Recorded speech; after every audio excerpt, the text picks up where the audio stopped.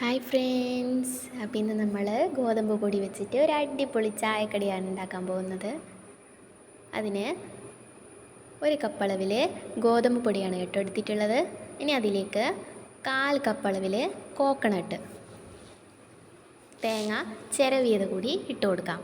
ഇനി അതിലേക്ക് ആവശ്യത്തിനുള്ള പഞ്ചസാര കൂടി ചേർക്കാം. പഞ്ചസാര മധുരത്തിനനുസരിച്ച് ചേർത്ത് കൊടുക്കാവുന്നതാണ്. ഇനി അതിലേക്ക് 2 ഏലക്കപ്പൊടി കൂടി ചേർത്ത് കൊടുക്കാം. ഇനി അതിലേക്ക് ആവശ്യത്തിനുള്ള ഉപ്പ്. ഇനി നന്നായിട്ടൊന്ന് മിക്സ് ചെയ്യാം. അതിനിടയിൽ തന്നെ ഇതിലേക്ക് ഒരു പിഞ്ചളവിൽ ബേക്കിംഗ് സോഡ കൂടി ഇട്ട് കൊടുക്കാം. ഇനി എല്ലാം നന്നായിട്ടൊന്ന് മിക്സ് ചെയ്ത് കൊടുക്കണം. എല്ലാം നന്നായിട്ട് യോജിപ്പിക്കണം.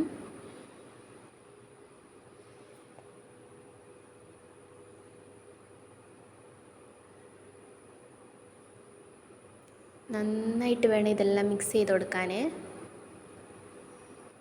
നന്നായി മിക്സ് ചെയ്ത ശേഷം ഇതിലേക്ക് നല്ലോണം തിളപ്പിച്ച വെള്ളം തന്നെ ചേർത്ത് കൊടുക്കണം.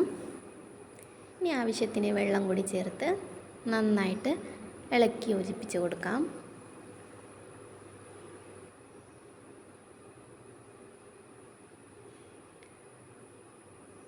അപ്പോൾ കണ്ടില്ലേ, ഈ ഒരു പരുവാണ് നമ്മുടെ മാവ് വേണ്ടത്.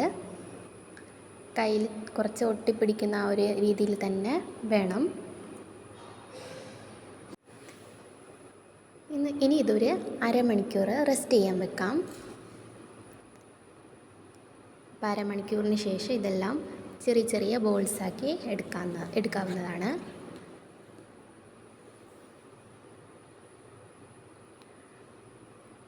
അപ്പോൾ ഇതാ ഞാനിവിടെ എല്ലാം ബോൾസാക്കി വെച്ചിട്ടുണ്ട്. ഇനി എണ്ണ ചൂടായ ശേഷം അതിലേക്ക് ഇട്ട് കൊടുക്കാം. എണ്ണ നല്ലോണം ചൂട് ആവണം, എന്നിട്ട് വേണം അതിലേക്ക് ഇട്ട് കൊടുക്കാൻ.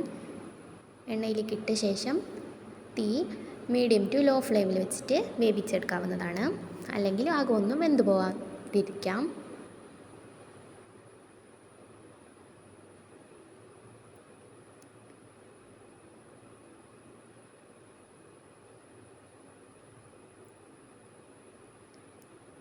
അങ്ങോട്ടും ഇങ്ങോട്ടും ഇളക്കിക്കൊണ്ടേയിരിക്കണം. അപ്പോൾ ഇതാ നമ്മുടെ അപ്പം ഇവിടെ റെഡി ആയിട്ടുണ്ട്. ഇത് നമുക്ക് സെർവ് ചെയ്യാവുന്നതാണ്. അപ്പോൾ ചായക്ക് കടിയൊന്നും ഇല്ലാത്തപ്പോൾ ഗോതമ്പ് പൊടി മാത്രം വെച്ചുണ്ടാക്കാൻ പറ്റുന്ന ഒരു അടിപൊളി ചായക്കടിയാണ്. ഇഷ്ടമായാൽ എൻ്റെ ചാനൽ ലൈക്ക് ചെയ്യുക, ഷെയർ ചെയ്യുക, അതുപോലെ സബ്സ്ക്രൈബ് കൂടി ചെയ്യുക.